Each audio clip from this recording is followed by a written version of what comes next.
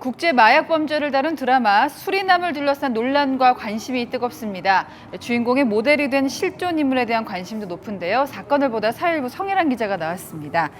네, 배우 황정민 씨가 연기한 마약 조직 대부가 실존 인물을 모델로 한 거죠? 네, 1990년대 말부터 남미 수리남에서 국제 마약 조직을 이끈 마약왕 조봉행을 모델로 했는데요.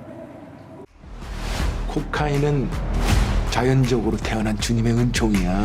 그 은총을 다룰 수 있는 건 나밖에 없다. 네, 드라마에선 목사로 등장하지만 마약왕 조봉행은 1980년대 수리남에서 선박 냉동기사로 8년간 일했습니다. 국내에 왔다가 사기 사건으로 수배자 신세가 되자 다시 수리남으로 도피한 겁니다. 이 생선 가공 공장을 운영하며 미립국 알선 일을 했는데 벌이가 시원치 않자 남미 최대 마약 조직과 손을 잡고 마약 사업에 발을 담그는데요. 국가정보원 그리고 해외 수사기관 등의 공조 수사 끝에 2009년 브라질 상파울루의 공항에서 체포돼 국내로 송환됐습니다. 네, 저희가 드라마 얘기로 끝내려는 게 아니라 이제 성 기자가 조봉행의 마약 조직을 추적한 검찰 수사관을 직접 만났잖아요. 네네. 조봉행이 몸담은 마약 조직을 계속해서 추적해온 베테랑 검찰 수사관 직접 만나서 들어봤습니다. 한국에도 사업 온 사람들 끌어들여요. 그 장관까지 소개시키면서 원목 속에 코케인을 넣어서 본격적으로 반출하려고 시도했던 거예요. 그게 그 쓰던 별장이에요. 옛날 호텔레스가. 거기에 이제 사람들을 자게 했죠. 한국에 다른 사람들 대기할 때. 수리남의 전 대통령이 취임 전에 사용했던 별장을 조봉행에게 내어줬고 조 씨가 이곳을 마약 운반책의 숙소로 썼다는 겁니다. 그렇습니다. 특히 조봉행이 우리 교민까지 마약 운반책으로 포섭했다고요? 네, 경제 사정이 어려운 한인 주부 등에게 접근해서요.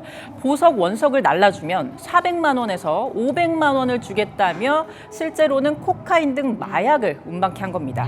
이들이 공항에서 체포되는 일도 잇따랐는데요. 영화 집으로 가는 길에서 배우 전도연 씨가 연기한 실존 인물 장미정 씨도 조봉행 일당에게 속아 마약을 운반했다가 프랑스 공항에서 체포돼 2년간 억울한 옥살이를 했습니다.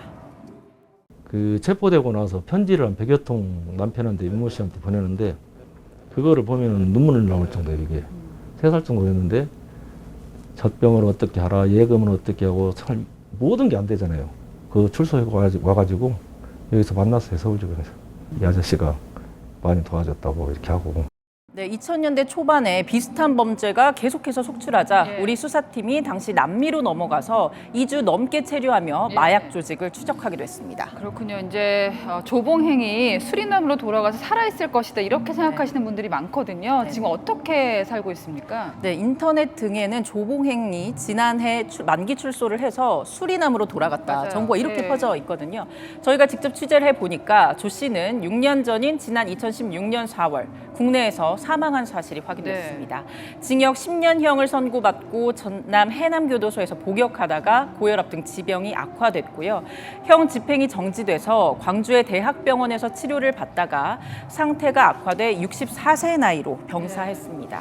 요즘 저희가 마약 사건 자주 보도하게 되는데요. 그만큼 마약이 우리 사회에도 곳곳에 퍼져 있죠. 네, 지난해 기준의 마약 사범은 16,000여 명으로 10년 전보다 70% 이상 늘었습니다.